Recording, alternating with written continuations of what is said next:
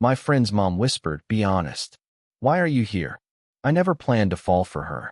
I never planned for my heart to beat this loudly, this stupidly, every time she looked at me. But that evening, it began quietly, like a soft tremor before a storm. I arrived at their house just before sunset. The air smelled like rain, and the windows glowed warm against the fading light. My best friend wasn't home yet. He'd texted that he'd be late, but his mother opened the door before I could turn back. Mrs. Arya Malik, 46, graceful, calm, beautiful in a way time didn't dare diminish. She wore a pale blue sweater, sleeves pushed slightly up, hair loosely pinned like she hadn't planned company. But she smiled when she saw me, and that changed everything. "Come in," she said softly, stepping back. "You look cold." Her voice always had that effect on me. Gentle but unsettling, like she saw more than I ever said. I walked inside, pretending my pulse wasn't betraying me. I didn't know why I felt different around her. Maybe because she listened in a way most people don't. Maybe because she carried sadness behind her eyes that only someone truly paying attention could see. Maybe because, despite the years between us, her presence felt safe. The house was quiet, almost too quiet. No TV, no kitchen sounds, just the distant hum of the heater and the rain tapping lightly against the windows. She led me into the living room.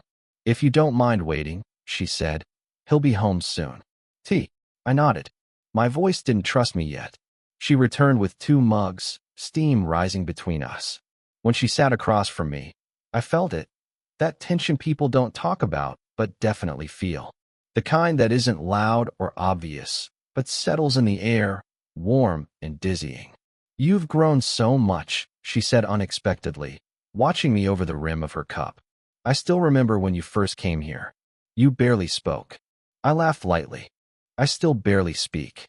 "No," she countered gently, eyes narrowing with a softness that made my chest tighten. "You speak, just not to everyone." Her words struck deeper than they should have. I looked at her, and she didn't look away. For a moment, neither of us hid anything. Not age, not distance, not the quiet pull drawing us closer. She shifted slightly, and the firelight caught her features, the faint tired lines near her eyes, the elegance in the curve of her mouth, the loneliness she tried to mask with kindness. I realized then that she wasn't just beautiful. She was human, aching, real. "You come here often," she continued, setting her mug down. "Even when he isn't around. Why is that?" She didn't sound accusing, just curious, but it still made my heart lurch. I swallowed. "I like the peace here. It feels different." Her gaze didn't move, didn't soften, didn't blink away. She leaned forward a little, just enough for her perfume, soft jasmine, calm, familiar, to reach me. Then, quietly, intimately, she whispered, "Be honest. Why are you really here?" It wasn't flirtation. It wasn't casual. It was the kind of question that leaves no room to hide. I tried to answer. I really did. But the words tangled somewhere in my throat. Maybe because if I admitted the truth, everything would change. She waited, eyes steady, patient, almost hopeful. I parted my lips. "I'm here because, ding-dong." The doorbell rang sharply, cutting through the stillness, through whatever moment we were seconds away from crossing. She exhaled slowly, stood up, and before walking to the door, she glanced back at me. Something unreadable, something undeniably mutual flickering in her expression. Whoever stood on the other side of that door was about to change everything. Prompt 2. Expanding the conflict.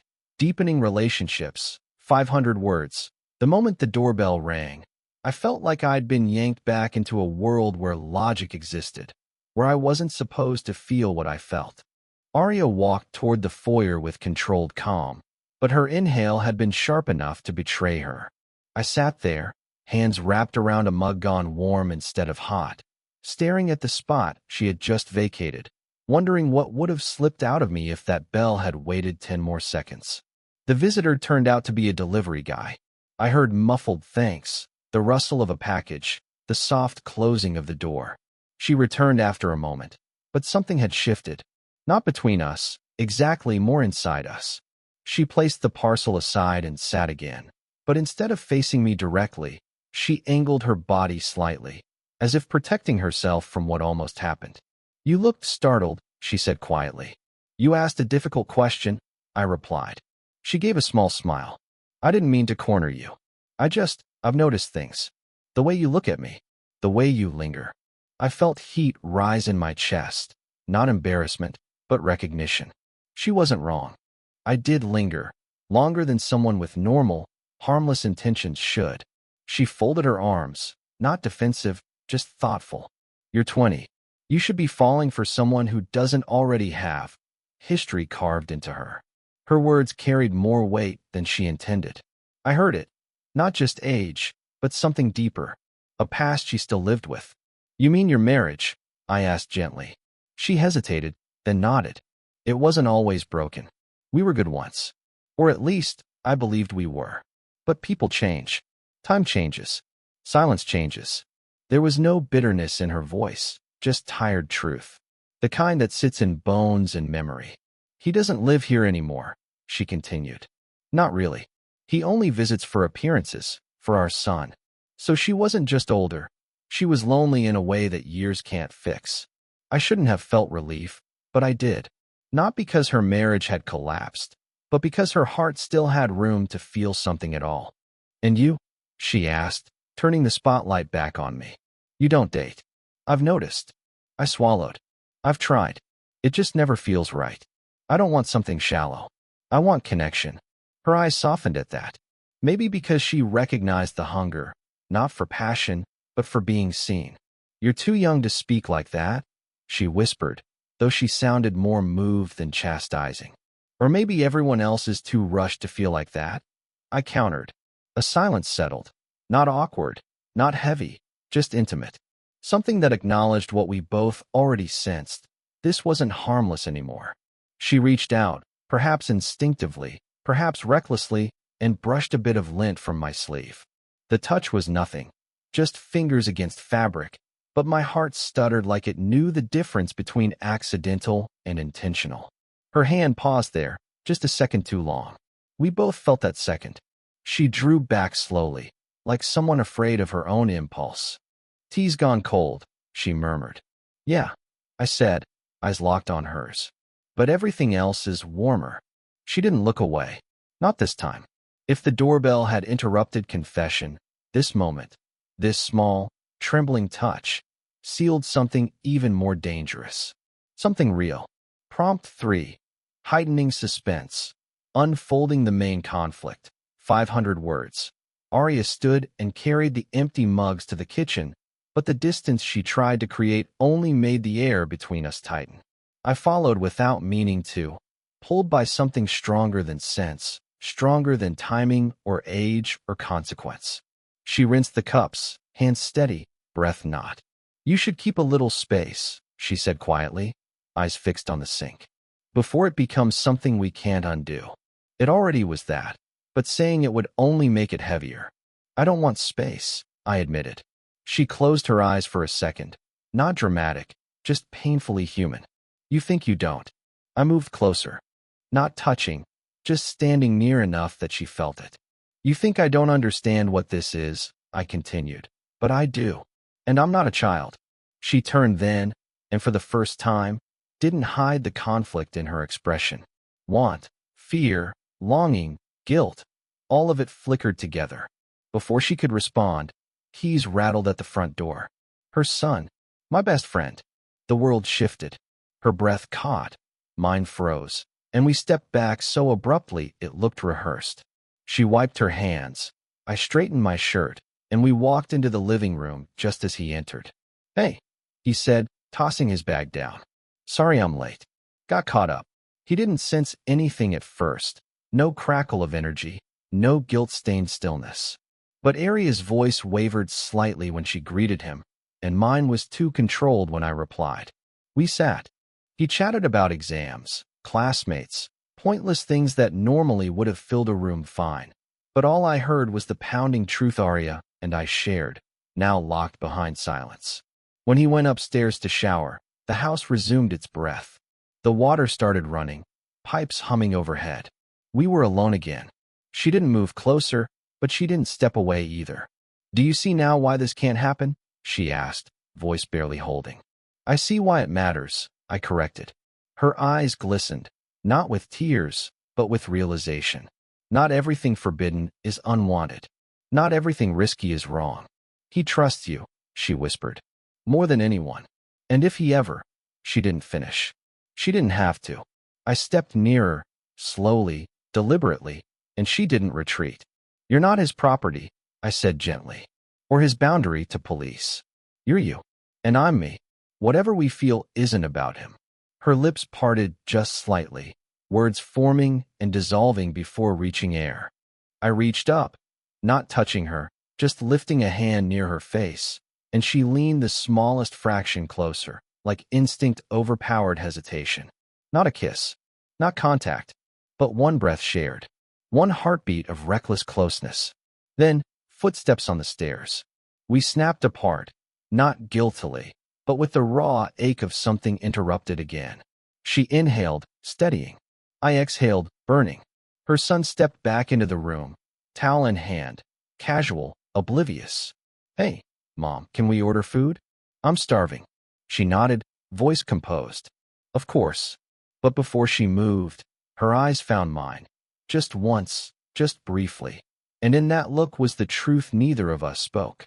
Space wouldn't stop this. It was already happening. Response 1, prompt 4. Nearing the climax. Maximum tension, 500 words. Dinner passed like a slow-motion collision. Quiet, tense, full of everything unsaid. Her son talked, laughed, scrolled through his phone. I nodded, pretended to listen. Arya barely spoke, and when she did, her voice carried a fragile caution. Every time our eyes almost met, one of us looked away first. But wanting doesn't disappear just because logic demands it. After dinner, her son went upstairs to finish a call, and suddenly the silence between us felt louder than any argument. She stood by the window, arms crossed, staring out at the dark yard as if it could offer answers. I watched her, the curve of her shoulders, the strain in her jaw, the way she held herself like someone trying not to break. Finally, she spoke. You need to stop coming here. The words hit harder than they should have. Is that what you want? I asked. She didn't turn. It doesn't matter what I want. Yes, I said quietly, stepping closer. It does. She shook her head, frustrated, not with me, but with herself. You're too young to be tangled in someone else's unfinished life. Too young to carry my regrets. I don't see you as regret, I said. I never have. Her breath trembled, and suddenly she turned. Eyes fierce, vulnerable, alive. You think I haven't noticed? She whispered. The way you look at me. The way I react. The way I forget the rules I built for myself the moment you walk into a room. I didn't answer, because the truth was already pulsing between us. This isn't harmless, she continued. This isn't curiosity or loneliness. It's more. She took one step toward me, then another. And that terrifies me. I swallowed, throat tight. Why? Because you make me feel something I buried years ago, she breathed.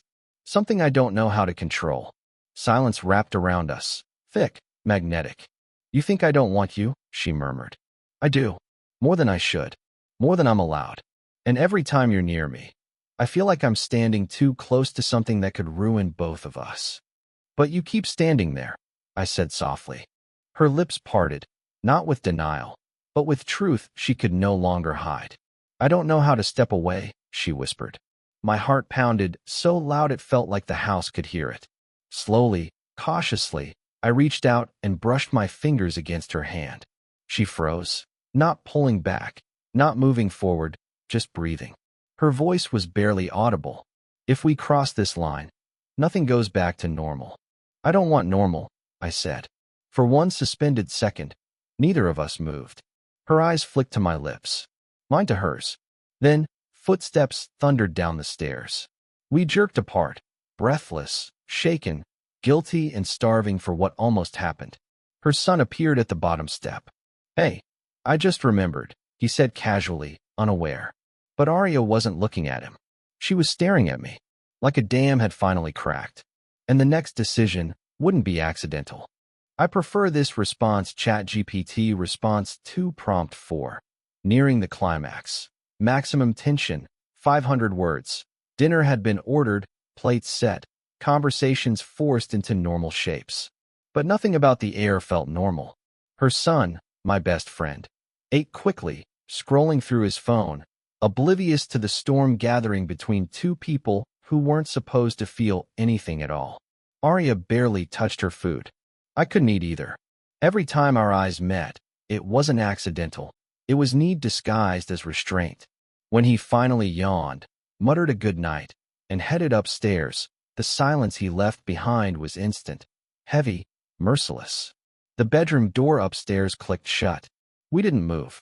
She sat on the couch, hands clasped, back straight, like a woman bracing for a verdict she'd already sentenced herself to. "You should leave," she whispered. The words weren't cold, they were cracked. "And if I don't?" I asked quietly. Her breath trembled, the first real slip from the calm she'd held for hours. "Then I might stop holding myself together." There it was. The breaking point. Not loud, not dramatic, but heartbreakingly honest. "I can't pretend anymore," I said, stepping closer. She looked up at me, not as a mother, not as someone older, not as someone who should choose control over feeling. She looked at me like a woman who hadn't been wanted in a long time, and suddenly wasn't sure how to survive being seen again. "You don't know what you're asking for," she murmured. "I do. You think this is just desire," she continued, voice low, strained. "But if I let myself fall, it won't be casual. I don't know how to love halfway. I never have. I don't want halfway." She shook her head, like she was fighting herself more than me. "You're my son's best friend. There is no world where this ends without cost." I sat beside her, not touching, but close enough to feel every unspoken confession pressing between us. "I'm tired of choosing what doesn't hurt," I said. "Nothing real is painless anyway." That hit her, deep, undeniable. Her face softened, defenses crumbling in slow motion. "You make me feel alive again," she admitted, voice breaking on the last word. "And that terrifies me." For the first time, she wasn't poised or composed. She was undone. Her hand trembled on her lap, and I reached for it slowly, giving her time to pull away. She didn't. Our fingers met, not in hunger, not in recklessness, but in recognition. She looked at our hands, then at me, and everything she'd been restraining surged to the surface. "I shouldn't want you," she whispered. "But you do." A tear, not dramatic, not cinematic, slipped quietly down her cheek. "I do." She exhaled, raw, defeated by truth. "God help me, I do." I leaned in, not enough to cross the line, but enough that she felt my breath against her lips, enough that if either of us moved a fraction, there would be no going back. Her eyes closed slowly. I didn't kiss her. She didn't pull away. We hovered in that fragile, electric space, wanting, breaking, choosing. Then, a floorboard creaked upstairs. Her eyes flew open. Mine did too. Not caught. Not yet. But one heartbeat away from a moment neither of us could ever undo. I prefer this response prompt 5. The twist, raising the stakes, 500 words. The creak upstairs didn't come from restless shifting this time. It came again, deliberate, measured, unmistakably aware. Arya froze, hand still in mine. Then her son's voice carried down the stairs. Not sleepy, not casual, but sharp. "Mom, can we talk?" Every muscle in her body went rigid. She pulled her hand from mine like it was burning her. "I'll be right up," she called back, too fast, too bright, too controlled. But the damage was already there. Not proof, not accusation, but suspicion. Footsteps retreated, a door shut more firmly than necessary. Arya stood, breathing carefully, like if she inhaled too deeply she'd break apart. "He heard something." "Not everything." I tried. "That doesn't matter," she replied, voice tight. "He's not stupid. And I've never lied to him about anything." The word lied hung between us like a loaded gun. "I don't want to be a secret," I said quietly. She looked at me then, not angry, but devastated. "You already are. And not because I don't feel this." She stopped, swallowed, tried again. "Because if he knows, I lose him. Not a distance or a disappointment. I lose him. I felt the weight of it, heavier than any age gap, heavier than desire. This wasn't just love. It was sacrifice, hers more than mine. Before I could answer, her phone buzzed on the coffee table. She glanced at it, and her face drained of color. I saw the name before she flipped the screen over. Her husband. A message preview. I'll be home tomorrow. We need to talk. Not a visit. Not a routine stop. A conversation. One that always means endings, beginnings, or exposure. You said he barely comes, I whispered. He doesn't, she replied, eyes distant. Which means he knows something. Or suspects. Or, she didn't finish. Her calm cracked then, not quietly, not gracefully, but like a woman who finally understood the cost of wanting again. I thought I could control this, she whispered. I thought if I kept it small, just glances, just coffee, just feelings, I could manage it. But now my son is listening through stairs and my husband is suddenly driving across the country, and you, she looked at me, eyes burning. You're not a boy I can forget. Those last words didn't soothe, they cut. I don't want distance, I said. And I don't want destruction, she replied. The room felt smaller, walls pressing, futures collapsing. So what now? I asked. She stepped forward, cupping my face with trembling certainty. Not forbidden, not hesitant, just real. Now, she breathed. We stop pretending this is harmless. Her thumb traced my jaw. My hands found her waist. No rush, no secret, just truth finally allowed to breathe. Footsteps again, this time descending. Not uncertain, not confused. Direct. Her son reached the bottom step. Eyes on us. Expression unreadable. You both need to talk to me, he said, voice steady but shaking underneath. Aria's hand fell away from my face. He looked at her, then me, and the twist landed with brutal clarity. He hadn't just overheard. He knew. And the person we feared hurting was no longer in the dark. Everything from here would cost more than desire. It would demand choice. And it had to be made now. Prompt 6. The climax, high-impact resolution, 500 words. He stood at the bottom of the stairs, jaw tight, eyes glassy. Not with anger, but with the kind of hurt reserved only for the people you trust most. Tell me the truth, he said. Not a shout, not a demand, just a plea. Aria inhaled slowly, like a woman bracing for impact. Nothing has happened. But something could, he replied. And I'm not a child. I see it. Silence. Sharp, unprotected. I stepped forward. You deserve honesty. His eyes flicked to me, betrayal flickering like a struck match. From both of you. Aria looked at her son, not as a mother cornered, but as a woman who had finally stopped pretending that what she felt was something lesser. I didn't plan this, she began softly. I didn't look for it. I didn't want it. But I've been alone a long time. Longer than you know. And her voice cracked. He made me remember what wanting feels like. He blinked hard, jaw clenching, not from disgust, but from the ache of finally seeing her humanity outside of motherhood. And you? He asked me. Is this some fantasy? Something exciting because it's forbidden? No.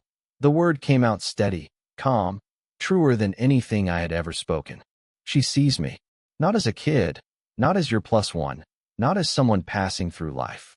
She sees me in a way no one else ever has. For a moment, his anger softened into something quieter. Fear, maybe. Loss. You could have come to me, he said to her. You could have told me things were broken with Dad. That you were lonely. But instead he didn't finish. He didn't need to. Aria walked toward him. Not close enough to touch, just close enough to be real. I didn't tell you because I didn't want to fail you twice. First as a wife, then as a mother. He swallowed hard, the truth landing heavier than accusation ever could. Dad texted, he muttered. Said he's coming tomorrow. I know, she whispered. Is that why all of this is happening now, he asked. Because he's back to claim a house he abandoned? No, she said, shaking her head. This isn't about him anymore. Her son looked between us, breathing unevenly. If you choose him, he paused, meaning me, you lose Dad. And maybe us. Aria turned, and her eyes met mine, raw, trembling, but decided. I've already been lost, she admitted. Quietly, politely, invisibly. I can't go back to that. The room held its breath. She reached for my hand, not in secrecy, not in apology, but in choice. Her son exhaled, shoulders collapsing, not in defeat, but in reluctant acceptance of a world that had shifted without his permission. I don't know how to support this, he said honestly, but I'll try. Just don't make me feel like I'm losing both of you at once. You're not, she whispered. He nodded once and walked slowly upstairs, not forgiving, not rejecting, just learning how to breathe in a life suddenly rearranged. When the door clicked shut, Arya turned to me. We may not know what tomorrow is, she said, voice shaken but free. But tonight, we stop hiding who we are. I didn't kiss her. I didn't need to. Her hand in mine was enough. Finally chosen, finally seen. Whatever waited on the other side, husband, judgment, consequence, would come. But for the first time, it wouldn't arrive to a woman pretending she didn't feel and a boy pretending he shouldn't love. Prompt 7.